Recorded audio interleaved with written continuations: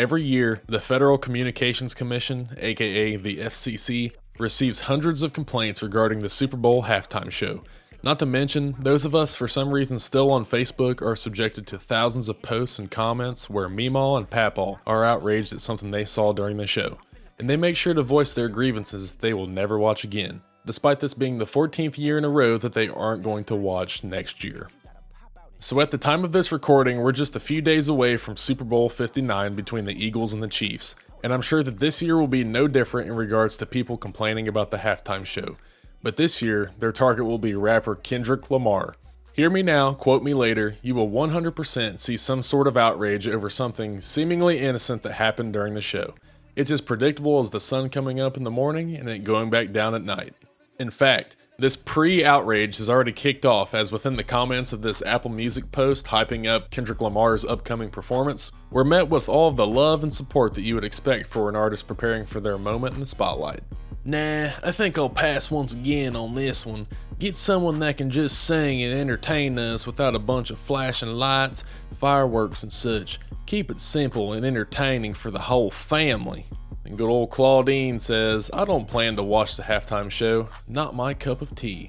And then some breaking news from these two ladies that they are not watching this year.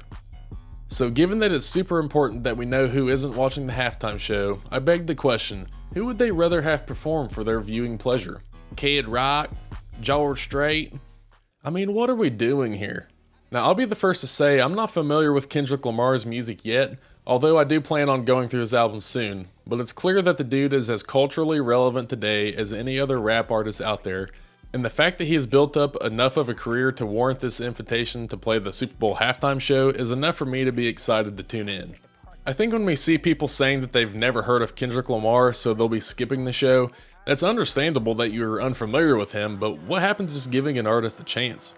I consume new music as fast as I possibly can, so I guess it's hard to put myself in someone else's shoes like that, but I just can't imagine deciding you aren't going to listen to a certain artist, or in this case watch their halftime show, because you haven't heard of them. But let's be real, they're gonna watch it. Now, in terms of past halftime shows that have garnered outrage online, we've seen our share of controversial performances, usually based around some risque clothing that seems to get those thumbs racing across their phone keyboards. But no controversy has been bigger than the infamous Nipplegate incident of 2004 between Justin Timberlake and Janet Jackson. You all know what I'm talking about, so I'll spare the details, but can you imagine, just imagine, if this happened today? Or rather, if today's social media presence was around at that time. I've got to assume that the internet would crash, with profiles on the attack with their sunglasses wearing selfies washing over us in a storm of rage that could only be soothed with letting people know about it. They'd say, that's the last time I'm watching the Super Bowl halftime show, but we know that they would be back next year, and the next, and the next, and the next.